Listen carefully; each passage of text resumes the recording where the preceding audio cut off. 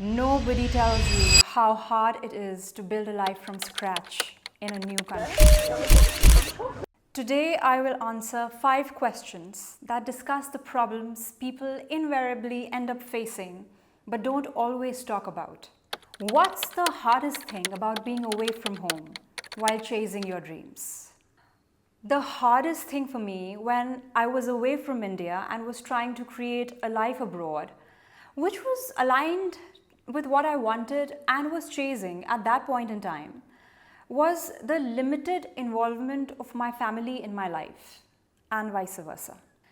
This doesn't mean that I wasn't in communication with them, because I was, but they don't get to be part of the daily affairs and understand the positives and negatives of life abroad. Being in this situation can create a distance between family members, and with some of them with whom you have even lesser communication can view you as being selfish. And from my position, I felt guilty for not being more involved with family, not being more ingrained in their lives, and not being physically present more often. Several things get solved and relationships develop more ease if you're there in person and not always on a phone call or a video call. And you can meet them, but with a much lower frequency. So you only get to see your family once or twice a year, which isn't enough. What's something you pretended to have figured out but secretly struggled with? I struggled with what to do each weekend. In the West, people take weekends very seriously and they're usually activity-packed. So they're going hiking or fishing or ice skating or bouldering. So I would tell people the partial truth of what I was planning to do, because the whole truth is I don't want to do something all the time. I also really enjoy doing nothing at all, and I don't see it as a waste of time. And when I say nothing at all, it could be as literal as staring into space at home in my flat, or just getting out of my flat with no agenda. So I didn't have any fantabulous highlights to share from the weekend. So I may not have told people the complete truth, because at that time I cared more about what they think. But I struggled with what to say, not what to do. I still enjoyed most weekends which were devoid of any activity. What made you question if you made the right choice by going abroad? The answer to that lies in how I felt. Generally, I wasn't happy living abroad, and that wasn't because of any particular thing or aspect that was wrong with my life that I was leading in England. It's mostly because I was terribly homesick in spite of living abroad for 12 years. So I didn't see a future in England. And when I did think of a future, I felt scared and lonely.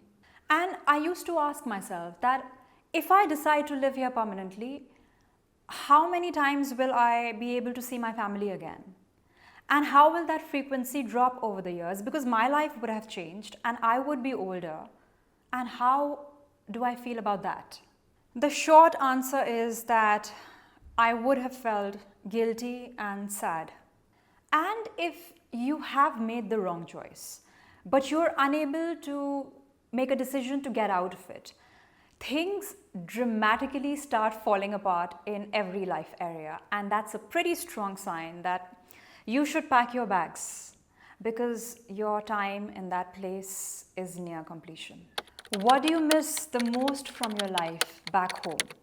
What I miss the most is being around family members and also celebrating festivals in India. I come from a joint family where there are people of different personalities, and not everyone prefers to pick up the phone and talk. There are certain relationships that you build just by being around those people and doing the mundane things. Those everyday, supposedly mundane things are the biggest things that strengthen relationships and build closeness. That aspect and those people are completely removed, and you know that you'll see them after a very long time. At this time, the only solace is in the memories of when you were at home and the anticipation of when you'll get to see them again. Also, I really missed being part of festivals like Holi, Diwali, Rakhi, and many others where there are beautiful, fulfilling ceremonies that take place in each household. You can try celebrating it abroad, but since you are celebrating it without family, their absence abroad and your absence in India becomes more prominent. So I'd say celebrating festivals abroad without family gave me a sinking feeling. Do you feel like people back home understood your life abroad? People I was in contact with regularly understood me, yes. But you can't speak with everyone or always give people a real view of your life. There are many people who have preconceived notions and assume that life abroad is full of luxury. It's really not. Living in a country with better facilities does not mean that your quality of life is better. You may have access to resources more easily, but that's certainly not a substitute for things that bring you joy, which are not material. And then there's also this idea that you don't feel enough for family because you're not in India. If you meet NRIs, you'll find that they feel more deeply and help their families practically as well. Things that children in India may also sometimes not do. In my case, I do feel that my family is and has been very understanding and I have got support. But that's not the story of many people living abroad. The way I see it is that if the family has been understanding from the start and if you also make efforts to talk, visit them and be involved, they will be understanding later on as well. But many people also move abroad because they want to get away from their family, because they don't feel understood. In that situation, there could be a perpetual gap in understanding. However, in both these situations, the person who has lived abroad becomes unrelatable when they go home, even to visit, and both parties will feel it.